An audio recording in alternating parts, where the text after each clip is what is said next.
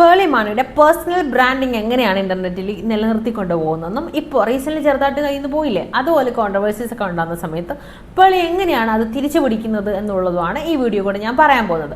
ഞാനുണ്ടല്ലോ പേളി മാണിനെ ഇൻസ്റ്റാഗ്രാമിലോ യൂട്യൂബിലോ ഒന്നും ഫോളോ ചെയ്യുകയോ സബ്സ്ക്രൈബ് ചെയ്യുകയോ ഒന്നും ചെയ്യുന്നുണ്ടായിരുന്നില്ല. പക്ഷേ ഈ റീസെന്റ് ഒരു കോൺട്രവേഴ്സി ഉണ്ടായ സമയത്ത് ഇൻസ്റ്റാഗ്രാമിൽ മാത്രം ഞാൻ പേളിനെ ഒന്ന് ഫോളോ ചെയ്തു കേട്ടോ. എന്താണെന്ന് വെച്ചാൽ ഒരു ക്യൂരിയോസിറ്റിയുടെ പുറത്താണ്.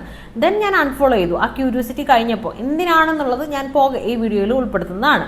അപ്പോൾ പേളിയെ പറ്റി പറയുകയാണെങ്കിൽ പേളി വളരെയധികം ഇൻ്റർനെറ്റ് പ്ലാറ്റ്ഫോമിൽ വിസിബിലിറ്റി ഉള്ള ഒരു സെലിബ്രിറ്റിയാണ് എന്ന് തന്നെ പറയാം.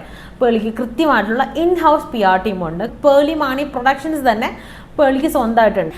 പേളിയുടെ ഫാമിലിയുടെ കുട്ടികളുടെ ഒക്കെ നല്ല നല്ല വീഡിയോസ് നമുക്ക് സോഷ്യൽ മീഡിയയിലൊക്കെ കാണാനായിട്ട് സാധിക്കും. ഭയങ്കര എനർജറ്റിക് ആയിട്ടുള്ള ചാമിങ് ആയിട്ടുള്ള ഒരു പേഴ്സണാലിറ്റിയാണ് പേളിനെ സെലിബ്രിറ്റി സ്റ്റാറ്റസോട് കൂടി തന്നെ വീട്ടിലെ കുട്ടി അപ്പുറത്തെ കുട്ടി എന്നൊക്കെയുള്ള ഒരു ഇമേജ് ഓഡിയൻസിന് കിട്ടിയിട്ടുണ്ട്. അതായത് ഓഡിയൻസിന് അവരെ ഏറ്റവും അടുത്തറിയാവുന്ന, അതായത് പേളിയുടെ ലൈഫിലുള്ള എല്ലാം അറിയാം. പേളിനെ സംബന്ധിച്ച് നോക്കുകയാണെങ്കിൽ പേളിയോടൊപ്പമാണ് ഈ ഒരു ഡിജിറ്റൽ പ്ലാറ്റ്ഫോമിൽ ആളുകൾ വളർന്നത്. അതായത് ഈ ഒരു പ്ലാറ്റ്ഫോം സുപരിചിതയാവുന്ന കാലഘട്ടത്തിലൊക്കെ പേളി മാണി ഉണ്ടായിരുന്നു എന്നുള്ളതാണ്. പേളിനെ ഏറ്റവും കൂടുതൽ ആളുകൾ ഒരു പക്ഷേ പേളിനെ ആങ്കർ എന്നുള്ള തലത്തിൽ നിന്നും പേളി എന്ന് പറയുന്ന വ്യക്തിയായിട്ട് കാണാൻ തുടങ്ങിയത് ബിഗ് ബോസ് മലയാളം സീസൺ 1 തൊട്ടാണ്. അപ്പോൾ Bigg Boss Malayalam season 1 second ആയിരുന്നു പേളി, അതായത് ഫസ്റ്റ് റണ്ണർ-അപ്പ് ആയിരുന്നു പേളി. അപ്പോൾ പേളിക്ക് നല്ല രീതിയിലുള്ള വോട്ടും കിട്ടിയിട്ടുണ്ട്, നല്ല രീതിയിലുള്ള റീച്ചും ഉണ്ടായിരുന്നു. പേളിക്ക് നല്ല രീതിയിലുള്ള ആർമി, ഈവൻ ശ്രീനീഷിനും പേളിക്കും ചേർന്നിട്ടുള്ള പേളിഷ് എന്ന് പറയുന്ന ആർമിയൊക്കെ ഉണ്ടായിരുന്നു. സോ പേളിക്ക് നല്ല രീതിയിൽ അന്ന് തന്നെ ഡിജിറ്റൽ പ്ലാറ്റ്ഫോംസിലൊക്കെ നല്ല സപ്പോർട്ടും ഉണ്ടായിരുന്ന ഒരു കാലഘട്ടമാണ്. ബിഗ് ബോസ് മലയാളം സീസൺ 1 ആണെന്ന് ആലോചിച്ചോണം. ബിഗ് ബോസ് മലയാളം എന്ന് പറയുന്നത് പുതിയൊരു സംഭവമാണ്. എന്നിരുന്നാൽ പോലും അതിൽ പേളിക്ക് നല്ല രീതിയിലുള്ള വോട്ട് കിട്ടിയിട്ടുണ്ടായിരുന്നു എന്നുള്ളതാണ് സത്യം. ഈ ഒരു ബിഗ് ബോസ് ഒക്കെ കഴിയുന്ന സമയത്തൊട്ടാണ് പേളിയുടെ പേഴ്സണൽ ലൈഫിലേക്ക് ആളുകൾ ഉറ്റുനോക്കാൻ തുടങ്ങിയത്. പേളിയുടെ ലവ് ലൈഫ് എന്താണ്, പേളിയുടെ കല്യാണം എന്നൊക്കെ പറയുമ്പോൾ ആളുകൾ നോക്കിയിരുന്ന കാര്യമാണ്. ആ ഒരു സമയത്ത് ഈ വ്ളോഗൊക്കെ ക്ലച്ച് പിടിച്ച് വരുന്ന സമയത്ത് തന്നെ ഒരു കല്യാണത്തിലുള്ള തയ്യാറെടുപ്പ്, അങ്ങനത്തെ കാര്യങ്ങളിലൊക്കെ കൂടുതൽ ആളുകൾ ക്യൂരിയോസിറ്റിയോടുകൂടി നോക്കിയത്, മലയാളികൾ ക്യൂരിയോസിറ്റിയോട് നോക്കിക്കൊണ്ടിരുന്നത് പേളിയുടെയും ശ്രീനീഷിൻ്റെയും കല്യാണത്തിനാണ്. അങ്ങനെ ഈ ഡിജിറ്റൽ പ്ലാറ്റ്ഫോമിൽ ഈ പറയുന്ന വ്ളോഗുകളൊക്കെ തുടങ്ങുന്ന സമയം തൊട്ട് തന്നെ നല്ല റീച്ച് കിട്ടിക്കൊണ്ടിരുന്ന ഒരാളാണ് പേളി. അപ്പോൾ പേളിക്ക് മില്യൺ കണക്കിന് ഫോളോവേഴ്സും ഉണ്ട്. അപ്പോൾ ഞാൻ ഈ പറഞ്ഞ ബ്രാൻഡ് ഐഡന്റിറ്റിയാണ് പേളിക്കുള്ളത്. പേളി എന്താണ്, എങ്ങനെയാണ്, പേളിയുടെ ലൈഫ് എന്താണ്, ആരൊക്കെയുണ്ട്, കുട്ടികൾ, എല്ലാ കാര്യങ്ങളും ആൾക്കറിയാം. സെലിബ്രിറ്റി ഇൻ്റർവ്യൂസ്, ഫിലിം പ്രൊമോഷൻസ് ഒക്കെയാണ് പേളി കൂടുതൽ ചെയ്യുന്നത്. അപ്പോൾ ഈ ഒരു കാര്യങ്ങളൊക്കെ എങ്ങനെയാണ് ചെയ്യുന്നതെന്ന് പറയുമ്പോൾ ഞാനൊരു കാര്യം കൂടെ ഇതിലേക്ക് ഉൾപ്പെടുത്തണം അല്ലേ. ഞാൻ എന്തുകൊണ്ടാണ് ഇൻസ്റ്റഗ്രാമിലും യൂട്യൂബിലും ഒന്നും പേളിനെ ഫോളോ ചെയ്യാതിരുന്നതെന്ന് ചോദിച്ചു കഴിഞ്ഞാൽ, പേളിനെ എനിക്ക് പേഴ്സണലി കണക്ട് ചെയ്യാൻ പറ്റുന്ന ഒരു ക്രിയേറ്ററായിട്ട് ഫീൽ ചെയ്തിട്ടില്ല. നമ്മളെപ്പോഴും ഒരാളെ ഫോളോ ചെയ്യുന്നത്. അപ്പോൾ ഇപ്പം നിങ്ങൾ തന്നെ ഈ വീഡിയോ ഫുള്ള് കേൾക്കണമെങ്കിൽ ഞാൻ പറയുന്ന കാര്യങ്ങൾ നിങ്ങൾക്ക് കണക്ട് ചെയ്യണം. ഒന്നെങ്കിൽ നിങ്ങൾക്ക് താല്പര്യമുള്ള വിഷയമായിരിക്കണം, അല്ലെന്നുണ്ടെങ്കിൽ നിങ്ങൾക്ക് ഒരു പക്ഷേ എന്നെ കേട്ടുകൊണ്ടിരിക്കാൻ ഇഷ്ടമുണ്ടാണ്, അല്ലെങ്കിൽ നിങ്ങൾക്ക് എൻ്റെ ഫേവറേറ്റ് ആയിട്ടുള്ള പേളി മാണിനെ പറ്റി കുറ്റം പറഞ്ഞ് വീഡിയോയ്ക്ക് റീച്ച് ഉണ്ടാക്കിക്കൊണ്ടിരിക്കുന്ന ഈ ക്രിയേറ്ററിനെ വീഡിയോ കണ്ടിട്ട് വേണം കണ്ട് പറയാനെന്നുള്ള താല്പര്യത്തിലായിരിക്കും കണ്ടുകൊണ്ടിരിക്കുന്നത് അല്ലേ. അപ്പോൾ ഇങ്ങനെ എന്തെങ്കിലുമൊക്കെ ഒരു താല്പര്യം ഉണ്ടാവണം. അപ്പം എനിക്ക് പേളിയുടെ കാര്യത്തിൽ ഇങ്ങനെ ഒരു കണക്ഷൻ ഉണ്ടായിരുന്നില്ല. പേളി കേൾക്കുമ്പോഴും കാണുമ്പോഴും എനിക്ക് കണക്ട് ചെയ്യാൻ പറ്റുന്നുണ്ടായിരുന്നില്ല. ഏറ്റവും കൂടുതൽ കണക്ട് ചെയ്യാൻ പറ്റാത്തത് എന്താണെന്ന് ചോദിച്ചു കഴിഞ്ഞാൽ, ബിഗ് ബോസ് മലയാളം സീസൺ 1 കാണുന്ന സമയത്ത് എനിക്ക് പേളിയുടെ ക്യാരക്ടർ എന്ന് പറയുമ്പോൾ അതുവരെ ആങ്കറിങ്ങിൽ കൂടിയും അല്ലെങ്കിൽ പേളി പറയുന്ന ഒരു മോട്ടിവേഷണൽ രീതിയിലൊക്കെ വെച്ച് നോക്കുമ്പോൾ പേളി കുറച്ചും കൂടെ റൂഡായിട്ടുള്ള ഒരാളാണ് എന്നാണ് എനിക്ക് ഫീൽ ചെയ്തത്. പേളി പറഞ്ഞുകൊണ്ടിരുന്നൊരു ക്യാരക്ടർ അല്ല പേളിക്ക് എന്നുള്ളൊരു ഫീൽ വന്നുകൊണ്ട് തന്നെ പേളി അവിടെ സെക്കൻഡ് പോലും ആവണം എന്നുള്ളൊരു ഒപ്പീനിയനൊന്നും എനിക്കുണ്ടായിരുന്നില്ല എന്നുള്ളത് സത്യസന്ധമായിട്ടുള്ളൊരു കാര്യമാണ്. അപ്പോൾ പിന്നെ ഇനി വീഡിയോസിൻ്റെ കാര്യം പറയുകയാണെങ്കിൽ പേളിയുടെ മോട്ടിവേഷണൽ സ്റ്റോറീസ് ആണെങ്കിലും ലൈഫ് കോച്ചിങ് അങ്ങനത്തെ എന്ത് വീഡിയോസ് ആണെങ്കിലും എനിക്ക് അൺറിയലിസ്റ്റിക് ആയിരുന്നു. ഞാൻ വളർന്നു വന്ന സാമ്പത്തിക ചുറ്റുപാടിൽ നിന്ന് നോക്കുമ്പോൾ പേളി ഒരു പ്രിവിലേജ് സ്പേസിലിരിക്കുന്നതായിട്ടാണ് എനിക്ക് തോന്നിയിട്ടുണ്ടായിരുന്നത്. അതായത് ഞാൻ കാണുന്ന എൻ്റെ ജീവിത സാഹചര്യത്തിൽ നിന്നും കാണുന്ന ലെവലിൽ നിന്നും മുകളിലുള്ളൊരു ലെവലിൽ നിന്നാണ് പേളി കാര്യങ്ങളെ നോക്കിക്കാണുന്നത്. അതുകൊണ്ട് തന്നെ ആ ഒരു കാഴ്ചപ്പാടുകൾ എന്നെയായിട്ട് മാച്ച് ചെയ്യില്ല എന്ന് തോന്നുന്നതുകൊണ്ടും എനിക്കത് അൺറിയലിസ്റ്റിക് ആയതുകൊണ്ടും എൻ്റെ ലൈഫിൽ അപ്ലൈ ചെയ്യാൻ പറ്റില്ല എന്നുള്ളൊരു ലോജിക്ക് എനിക്ക് വർക്കൗട്ട് ആയതുകൊണ്ടും ഇതിനൊന്നും ഫാനായിരുന്നില്ല ഞാൻ. എനിക്ക് കണക്ട് ചെയ്യാനും പറ്റുന്നുണ്ടായിരുന്നു. ആ ഒരു തലത്തിൽ നിന്നും കാണുന്ന ആളുകൾക്ക്, ഒരുപാട് ആളുകൾക്ക് ഇത് കണക്ട് ചെയ്യാൻ പറ്റിയിട്ടുണ്ട്. അതുകൊണ്ട് തന്നെ ആ രീതിയിലും, അതായത് മോട്ടിവേഷണൽ സൈഡിലും പേളിക്ക് നല്ല റീച്ച് ഉണ്ട് കേട്ടോ.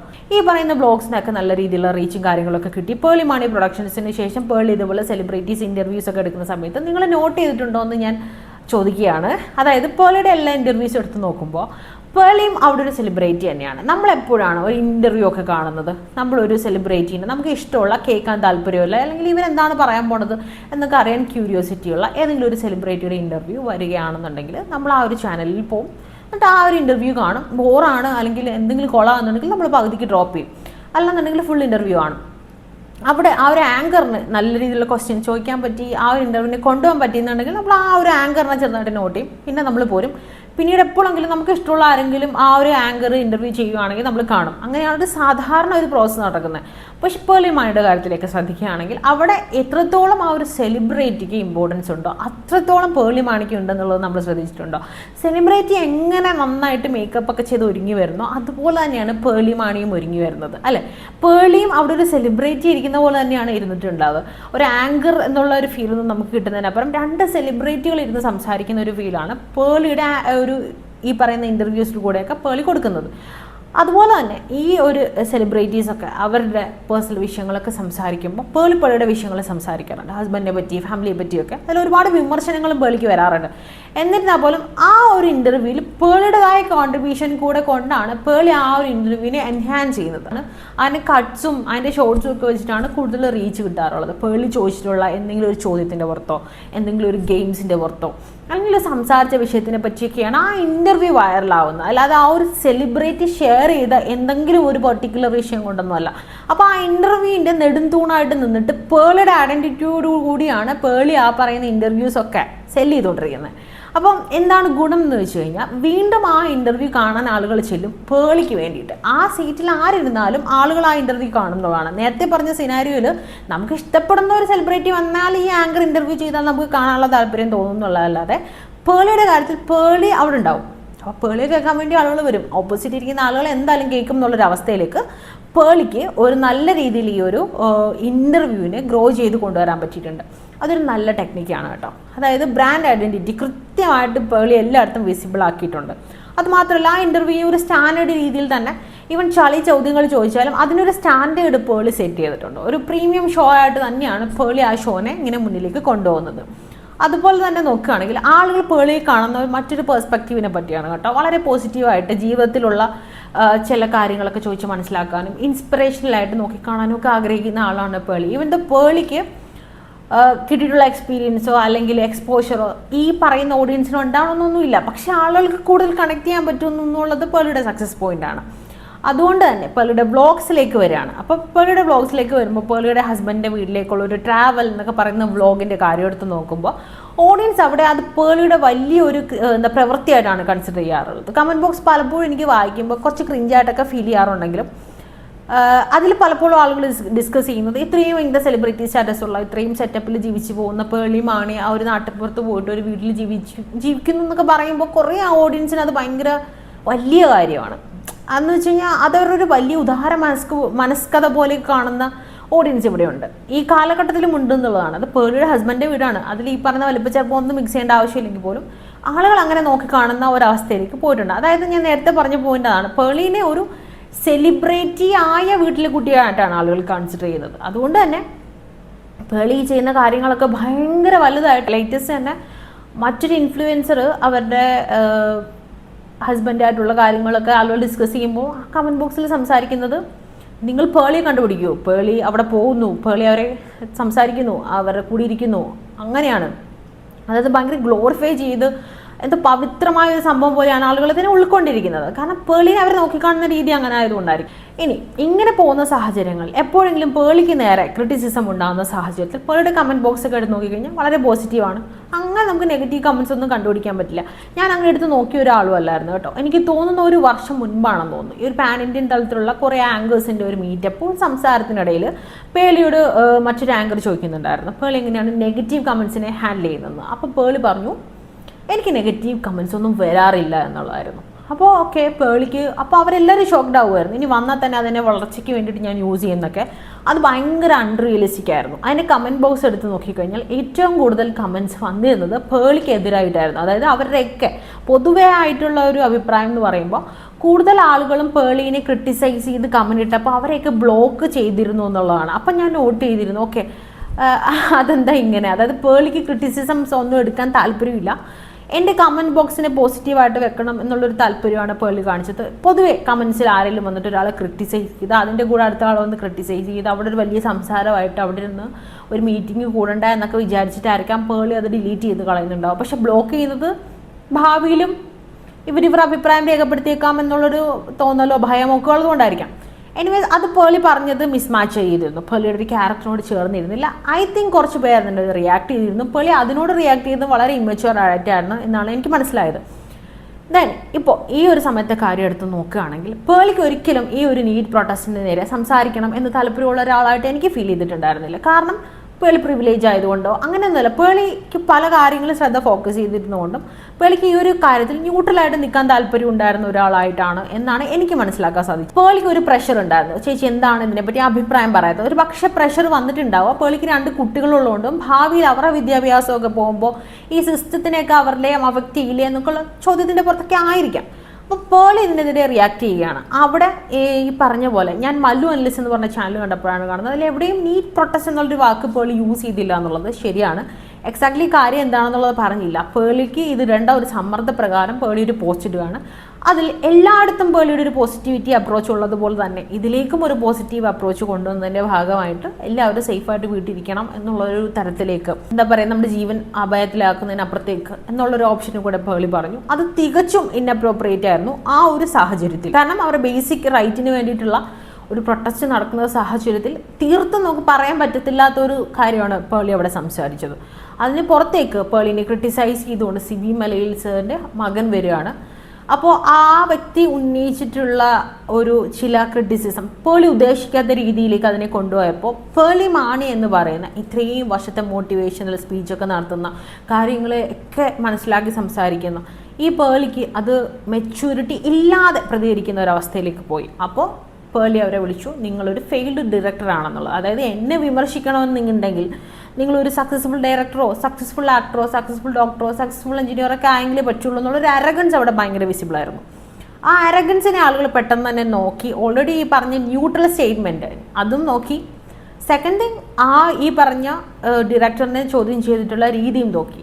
അപ്പോൾ അതൊരു ശരിയായ രീതിയല്ല. അപ്പോൾ ഇത് പറയുമ്പോൾ ബിഗ് ബോസ് മലയാളം സീസൺ 1 പേളിക്ക് നേരെ ക്രിറ്റിസിസം വരുന്ന സാഹചര്യത്തിലൊക്കെ പേളി എപ്പോഴും ആളുകളോട് പറയുന്നത്, അല്ലെ പേളിയുടെ കയ്യിൽ നിന്ന് പോകുമ്പോഴോ ട്രിഗർ ആകുമ്പോഴോ പേളി യൂസ് ചെയ്യുന്ന ഒരു വേർഡാണ് ഐ ആം പേളി മാണി എന്നുള്ളത്. ബിക്കോസ് ഭയങ്കര ഈഗോ ഉള്ള ഈ പറയുന്ന ലെവലിലുള്ള റൂട്ടഡ് ആയിട്ടുള്ള, അല്ലെങ്കിൽ ഈ ബ്രീത്ത് എക്സസൈസ് ഒക്കെ ചെയ്തിട്ട് ദേഷ്യത്തിനെയൊക്കെ മാനേജ് ചെയ്യുന്ന ഒരു പേളി മാണിനെ അല്ല കണ്ടത്. ഓപ്പോസിറ്റ് നിൽക്കുന്ന ആളുകൾ ആരും കുറഞ്ഞ പുള്ളികളും ആയിരുന്നില്ല. പക്ഷേ ഈ പറയുന്നത് എന്ത് വന്നാലും നമ്മുടേതായിട്ടുള്ള ഒരു മെൻ്റൽ സ്റ്റേറ്റസ് ഒക്കെ ക്രിയേറ്റ് ചെയ്യണം എന്ന് പറയുന്നൊരു വ്യക്തിയാണല്ലോ. അപ്പോൾ അതവിടെ വിസിബിൾ ആയിരുന്നില്ല. അവിടെ കുറച്ച് അരഗൻസ് ആയിരുന്നു. ഐ ആം പേളി മാണി എന്ന് അടിക്കടി എല്ലാ വിഷയങ്ങളിലും ഈഗോ ഹർട്ടായ പേളി മാണി പറയുന്നുണ്ടായിരുന്നു. അതുകൊണ്ടാണ് രഞ്ജിനി ഹരിദാസിന് ആ ഒരു ഇഷ്യൂ വരുമ്പോൾ if you are Pearle Maaney I am freaking Ranjini Haridas എന്ന് പറയേണ്ട സാഹചര്യം വന്നത്. അതുപോലെ തന്നെ സാബുമോൻ അബ്ദുൾ സമദ് എന്ന് പറയുന്ന Big Boss Malayalam season 1 winner സംസാരിക്കുന്നുണ്ടായിരുന്നു, നിങ്ങൾ പേളി മാണി ആണെങ്കിൽ ഞാൻ ആലപ്പുഴ ജില്ലയിൽ ഇന്ന വില്ലേജിൽ ഇന്ന താലൂക്കിലുള്ള ഇന്ന വ്യക്തിയുടെ മോനായ സാബുമോൻ അബ്ദുൾ സമദ് ആണെന്ന് പറഞ്ഞ് ടേബിൾ ഒരു അടിയടിക്കുന്ന വീഡിയോ നിങ്ങൾ കണ്ടിട്ടുണ്ടോ എന്ന് അറിയില്ല, ജസ്റ്റ് നോക്കി നോക്കണം. അത് പേളിയോടാണ് പറയുന്നത്. ബിക്കോസ് പേളിയുടെ അരഗൻസ് അവർക്ക് ഇഷ്ടപ്പെടാത്തതുകൊണ്ടാണ്. നിങ്ങൾ പേളി മാണിയാണെങ്കിൽ ഞങ്ങൾ സാബുമോനാണ്, ഞാൻ രഞ്ജിനി ഹരിദാസ് ആണ് എന്ന് അവർ നേരെ ഒന്ന് പറയുകയാണ്. അപ്പോൾ ഈ അരഗൻസ് അപ്പം തൊട്ട് പേളിക്കുണ്ട്. പക്ഷെ പേളിക്ക് അത് എക്സ്പ്രസ് ചെയ്യേണ്ട രീതി, അതായത് പബ്ലിക്കായിട്ട് എക്സ്പ്രസ് ചെയ്യേണ്ട രീതി വന്നില്ല. പക്ഷെ പേളി അത് സ്റ്റോറി കൂടെ അങ്ങനെ എക്സ്പ്രസ് ചെയ്യുന്ന രീതി വരുന്നു. ആൻഡ് പേളിക്ക് ഇഷ്ടമുള്ള കളർ സാഫ്രോൺ ആണെന്ന് പറയുന്നു.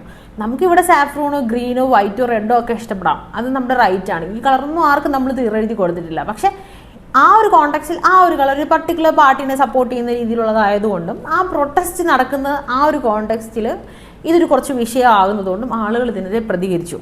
അപ്പോൾ പ്രതികരിച്ച് മൊത്തത്തിൽ കയ്യിൽ നിന്ന് പോകുന്ന ഒരു ഫേസ് വന്നപ്പോൾ പേളി മാണി എങ്ങനെയായിരിക്കും ഈ ഒരു ഇമേജിനെ തിരിച്ചു പിടിക്കാൻ പോകുന്നത്. നമ്മളിതിൻ്റെ പേഴ്സണൽ ബ്രാൻഡിങ്ങിലൊക്കെ സംസാരിക്കുമ്പോൾ പേളി മാണിയെ പറ്റി ഡിസ്കസ് ചെയ്യാറുണ്ട്. വളരെ ബ്യൂട്ടിഫുൾ ആയിട്ട് ബ്രാൻഡ് ഐഡൻറ്റിറ്റി നിലനിർത്തിക്കൊണ്ട് പോകുന്നതിനെ പറ്റി കേട്ടോ. അപ്പോൾ ഇങ്ങനെ സംസാരിക്കുമ്പോൾ കുറച്ച് ആളുകൾ പറഞ്ഞ ഒപ്പീനിയനാണ്, ഒരു പക്ഷേ പേളിയുടെ കുട്ടികളുടെ വ്ളോഗ് ഇടുമായിരിക്കും. അങ്ങനെയായിരിക്കും പേളി ഇതിനെ ന്യൂട്രലാക്കാൻ പോകുന്നത്. ബിക്കോസ് ഇതിന് മുന്നിലുള്ള പ്രശ്നങ്ങളൊക്കെ വരുമ്പോൾ പേളി ഒന്നെങ്കിൽ അത് ചെയ്യും, അല്ലെങ്കിൽ പാലക്കാടേക്കുള്ള ഒരു വ്ളോഗ് ചെയ്യും. അല്ലാന്നുണ്ടെങ്കിൽ പേളി ഈ പറഞ്ഞ പോലെ ഹസ്ബൻഡിൻ്റെ വീട്ടിലേക്കോ വളരെ ഡൗൺ ടു എർത്തായ സെലിബ്രിറ്റി ആയിട്ടുണ്ട്, എന്നാൽ ഡൗൺ ടു എർത്തായ ഒരു വ്യക്തിയാണല്ലോ എന്ന ആളുകളിലേക്ക് ആ വികാരം ഉണ്ടാക്കുന്ന തരത്തിലുള്ള ഒരു വ്ളോഗ് അപ്ലോഡ് ചെയ്യായിരിക്കും. പക്ഷെ എനിക്ക് തോന്നിയ വിഷയം പേളി ഇതിനൊരു എക്സ്പ്ലനേഷൻ കൊടുക്കുമെന്നാണ്. സോറി കൊടുക്കുമെന്ന് ഞാൻ വിചാരിച്ചില്ല. ബിക്കോസ് ഞാൻ ഒബ്സർവ് ചെയ്ത പേളി മാണി ഒരിക്കലും പൊതുസമൂഹത്തിനോട് സോറി പറയുമെന്ന് എനിക്ക് തോന്നിയില്ല. സിബി മലയാളം ഇഷ്യൂ അത് ക്ലാരിറ്റി കൊടുക്കേണ്ടതാണെന്നുള്ളത് പേളിയുടെ അവസ്ഥ ട്രിഗർ ചെയ്യുന്നുണ്ടായിരുന്നു. അതുകൊണ്ട് തന്നെ പേളി വന്നിരുന്ന് അതിനെ എക്സ്പ്ലനേഷൻ കൊടുത്ത് സോറി പറയാൻ അല്ല പേളി വന്നത്, ക്ലാരിറ്റി കൊടുക്കാൻ വേണ്ടി. അതിൻ്റെ ഭാഗമായിട്ട് ഞാൻ സംസാരിച്ച വിഷയം ഈ ടോണിലും കൂടി ഒന്ന് വായിച്ചു നോക്കൂ എന്നൊക്കെ പറഞ്ഞ് പേളി ഇരുന്ന് ഹോൾ സംഭവം വായിക്കുന്നുണ്ടായിരുന്നു. ബാംഗ്ലൂർ ഡേയ്സിൽ വിജയരാഘവൻ എഴുതിയ കത്ത് പോലെ, വാഴ 2 ബ്രദർ ഗൾഫിൽ നിന്ന് മറ്റേ ബ്രദറിന് എഴുതിയ കത്ത് പോലെയൊക്കെ പേളി ഇരുന്ന് എക്സ്പ്ലനേഷൻ കൊടുക്കുന്ന ഒരു അവസ്ഥയുണ്ടായിരുന്നു. അത് ആക്ച്വലി കുറച്ച് ഫണ്ടായിരുന്നു, എനിക്ക് ചിരിയാണ് വന്നത്. അപ്പോൾ ഞാൻ ഉദ്ദേശിച്ചത് ഇതൊക്കെയാണ്. നിങ്ങളത് വിചാരിച്ചെങ്കിൽ നിങ്ങൾക്ക് ഇംഗ്ലീഷ് അറിയാത്തതുകൊണ്ടൊക്കെ പ്രശ്നമായിരിക്കും. ഇനി മറുപക്ഷത്തിന് ഒരു പക്ഷേ പേളി പറഞ്ഞതുകൊണ്ട് ക്ലാരിറ്റി ഉണ്ടായിട്ടുണ്ടാവും. അപ്പോൾ ഈ രീതിയിൽ പേളി ഒരു ക്രൈസിസിനെ മാനേജ് ചെയ്തു. അതൊരു ക്രൈസിസ് മാനേജ്മെന്റ് ആയിരുന്നു എന്നാണ് എനിക്ക് തോന്നിയത്. ഇതിനപ്പുറത്തേക്ക് പേളിക്ക് നാളെ മറ്റൊരു പോസ്റ്റ് കൊണ്ടുവരാൻ പറ്റില്ല. ഇതിനൊരു എക്സ്പ്ലനേഷൻ ഇല്ലാതെ ഇത്രയും ലെജൻഡറി ആയിട്ടുള്ള സിബി മലയിൽ സാറിനെ പേളി ഇങ്ങനെ വിളിച്ചു വന്നതിൻ്റെ പുറത്തേക്ക് പേളിക്ക് ഇനി ഒരു കാര്യം പറയാൻ പറ്റില്ലാത്തതുകൊണ്ട് ഈ ക്ലാരിഫിക്കേഷൻ എന്ന് പറയുന്നത് വളരെ മസ്റ്റായിരുന്നു. അത് പേളി പോസ്റ്റ് ചെയ്തു. സോ ഈ ക്രൈസിസ് മാനേജ്മെൻറ്റ് പേളി എങ്ങനെ ചെയ്യും എന്ന് അറിയാൻ വേണ്ടിയിട്ടായിരുന്നു ഞാൻ പേളിനെ ഫോളോ ചെയ്തത്. ദെൻ ഞാൻ വിചാരിച്ച പോലെ പേളി ആ ക്രൈസിസ് മാനേജ് ചെയ്തു. പക്ഷേ മാനേജ് ചെയ്തു എന്ന് ധരിപ്പിച്ചു എന്നുള്ളതാണ് ശരിക്കും സിബി മലയിൽ സാറിൻ്റെ കാര്യം അഡ്രസ്സ് ചെയ്യപ്പെട്ടു. മറ്റ് വിഷയങ്ങളെ പറ്റി ഒന്ന് എക്സ്പ്ലെയിനും കൂടി ചെയ്തതിന് ശേഷം പേളി മാറി. ഞാൻ പേളി ചെയ്ത മറ്റൊരു കാര്യം എനിക്ക് ഭയങ്കര ഇൻട്രസ്റ്റിംഗ് ആയിട്ട് തോന്നി. കാരണം ഇതുവരെയുള്ള പേളിമാണി എന്ന് പറയുമ്പോൾ ക്രിറ്റിസിസം എല്ലാം ഡിലീറ്റ് ചെയ്ത് കളഞ്ഞിട്ട് ബ്ലോക്ക് ചെയ്യുക ചെയ്തത്. അതായത് പേളിയുടെ പുറത്തുള്ള വലിയൊരു അലിഗേഷൻ ഈ ബ്ലോക്ക് ചെയ്ത ആളുകളെല്ലാം വന്നിട്ട് വീഡിയോ ചെയ്യാൻ തുടങ്ങി. അത് പേളിനെ അഫക്റ്റ് ചെയ്യുന്ന ഒരു അവസ്ഥയിലേക്ക് വരുമ്പോൾ പേളിനെ ഇപ്പോൾ നോക്കിക്കഴിഞ്ഞാൽ പേളിയുടെ ഈ പറഞ്ഞ എക്സ്പ്ലനേഷൻ വീഡിയോനെ കളിയാക്കിക്കൊണ്ട് ചെയ്യുന്ന ഫണ്ണി ആയിട്ടുള്ള എല്ലാ റീലിൻ്റെ താഴെയും പേളിയുടെ ഒരു കമൻറ്റ് ഉണ്ടാവും, ഒരു ഇമോജി ഉണ്ടാവും. ക്രിറ്റിസിസം വരുമ്പോൾ ഞാൻ അതിനെ അക്സെപ്റ്റ് ചെയ്യാൻ റെഡിയാണ് എന്നുള്ള ലെവലിലേക്ക് പേളി ഒന്ന് ഫ്ലെക്സിബിൾ ആയപ്പോൾ ആളുകൾക്ക് കുറച്ചും കൂടെ ഇവരെന്താ കാണിച്ച എന്ന് ചോദിക്കുന്ന ആറ്റിറ്റ്യൂഡിൽ നിന്ന് കുറച്ചും കൂടെ ലൈറ്റർ ആവാൻ കഴിഞ്ഞു എന്നുള്ളതാണ് എനിക്ക് മനസ്സിലാക്കാൻ പറ്റിയത്. അത് പേളിയുടെ ടീമിൻ്റെ ഒരു ബ്രില്യൻ്റ് ആയിട്ടുള്ള ഒരു മൂവാണ്, ഒരു അടിപൊളി ക്രൈസിസ് മാനേജ്മെൻ്റ് ആണ് വെൻ കംസ് ടു ഈ പേഴ്സണൽ ബ്രാൻഡിങ് ഫേസിൽ കേട്ടോ. അപ്പോൾ അതിന് റിപ്ലൈ കൊടുക്കുന്നു. ദെൻ പേളിയുടെ വ്ളോഗ് പോസ്റ്റ് ചെയ്തു. ബിക്കോസ് പേളിക്ക് ഇന്റർനെറ്റിൽ നിന്നും ഇതിൻ്റെ പേരിൽ ബ്രേക്ക് എടുക്കേണ്ടി വന്നു. പേളി എന്താണ് പറഞ്ഞത് അതിനെ പേളി അഡ്രസ്സ് ചെയ്തു എന്നുള്ള ധാരണയും പിന്നീട് പേളിയുടെ ആ ഒരു ജേർണി കണ്ടിന്യൂ ചെയ്യാനും പേളിക്ക് പറ്റി എന്നുള്ളതാണ്. അത് ആക്ച്വലി നല്ലൊരു മൂവാണ്. പേളിക്ക് നല്ലൊരു ബ്രില്യൻ ടീം ഇതിൻ്റെ പുറകിൽ വർക്ക് ചെയ്തു എന്നുള്ളതാണ് മനസ്സിലാക്കേണ്ടത്. ഇപ്പോൾ ഓണമാണ് വരാൻ പോകുന്നത്. ഒരു ക്രിയേറ്ററിനെ സംബന്ധിച്ച് അവർക്ക് റവന്യൂ ഉണ്ടാക്കാൻ പറ്റുന്ന, ഒരുപാട് പ്രൊമോഷൻസ് ചെയ്യാൻ പറ്റുന്ന, വീഡിയോസ് ചെയ്യാൻ പറ്റുന്ന ഒരു സീസണാണ്. ഈ സീസൺ ഒരിക്കലും അവർക്ക് മിസ് ചെയ്യാൻ പറ്റില്ല. സോ അവർ ഈ ഒരു ഓപ്പർച്യൂണിറ്റീനെ അവർ ബുദ്ധിപൂർവ്വം യൂസ് ചെയ്യുകയാണ് ഉണ്ടായിരുന്നത്. ഐ ഹോപ്പ് ഇനി പേളിമാണി ആരെയും ബ്ലോക്ക് ചെയ്യില്ലായിരിക്കാം. ഐ ഹോപ്പ് പേളിമാണി ക്രിറ്റിസിസംസിനെ ഇരുകൈ നീട്ടി സ്വീകരിക്കുമായിരിക്കും. അതായിരിക്കും പുതിയ വേർഷനുള്ള പേളിമാണി. ആരും പെർഫെക്റ്റ് അല്ല, ആർക്കും പെർഫെക്റ്റ് ആയിട്ടൊന്നും ഈ ഭൂമിയിൽ ജീവിക്കാനൊന്നും പറ്റില്ല. ഈ പറയുന്ന ഈഗോയും കോംപ്ലക്സും ഒക്കെ ഉള്ള ആളുകളായിരിക്കും. പക്ഷെ അതൊന്നും ഇല്ല എന്ന് വാദിക്കുമ്പോഴാണ് നിങ്ങൾ ഇങ്ങനെ അല്ലല്ലോ എന്നുള്ള ക്വസ്റ്റ്യൻ ഒക്കെ റേസ് ചെയ്യപ്പെടുന്നത്. ആൻഡ് പേളിക്ക് പേളിയുടേതായ ജസ്റ്റിഫിക്കേഷൻസ് ഉണ്ടാവാം. പേളിക്ക് മിണ്ടാതിരിക്കാനുള്ള അവകാശം ഉണ്ടായിരുന്നു. ആ അവകാശം ത്തിൻ്റെ പുറത്തുള്ള പ്രഷറിൻ്റെ പുറത്താണ് പേളി ഇത് ചെയ്യേണ്ടി വന്നത്. അപ്പോൾ ഒരു ഇഷ്യൂ ഉണ്ടാകുമ്പോൾ സെലിബ്രിറ്റിക്ക് മിണ്ടാതെ ഇരിക്കാം. ഒരു പക്ഷേ ന്യൂട്രൽ ആയതുകൊണ്ടോ സെലക്റ്റീവ് ആയതുകൊണ്ടോ ഒക്കെ പല ഓപ്ഷൻ്റെ പുറത്ത് അവർക്ക് മിണ്ടാതിരിക്കാം. അപ്പോൾ ആ മിണ്ടാതിരിക്കാനുള്ള അവകാശത്തിനെയും റെസ്പെക്ട് ചെയ്യപ്പെടണമെന്നാണ് ഞാൻ മനസ്സിലാക്കുന്നത്. ഇതുപോലെ ആർക്കോ വേണ്ടി ഒരു പോസ്റ്റ് ഇടുന്നതുകൊണ്ട് അതിൻ്റെ പുറത്ത് പുലിവാല് പിടിക്കുന്നതുകൊണ്ടൊന്നും കാര്യമില്ല എന്നാണ് എനിക്ക് മനസ്സിലാക്കാൻ പറ്റിയത്. എന്നാൽ പോലും പേളിയുടെ ഒരു ബ്രാൻഡ് ഐഡൻറ്റിറ്റി, പേളി ഉണ്ടാക്കിയെടുത്ത ഒരു ക്യൂറേറ്റ് ചെയ്ത ബ്രാൻഡ് ഇമേജിനെ ഒരു കോട്ടം തട്ടുന്ന രീതിയിലേക്ക് പേളി പോയി. പക്ഷേ പേളി അതിനെ തിരിച്ചു പിടിച്ചുകൊണ്ട് വരികയാണ്. ഒരു മാർക്കറ്റിംഗ് പെർസ്പെക്റ്റീവിൽ കാര്യങ്ങൾ മനസ്സിലാക്കുന്ന ആളുകൾക്ക് ഇത് ഗുണം ചെയ്തേക്കും, മാർക്കറ്റിംഗ് ചെയ്യുന്ന ആളുകൾക്ക് ഗുണം ചെയ്തേക്കും, അല്ലെങ്കിൽ ഇതിനെപ്പറ്റി ധാരണ ഉണ്ടാക്കിയേക്കാൻ പറ്റിയേക്കും. That's all. അപ്പോൾ നമുക്ക് മറ്റൊരു വീഡിയോ ആയിട്ട് വീണ്ടും കാണാം.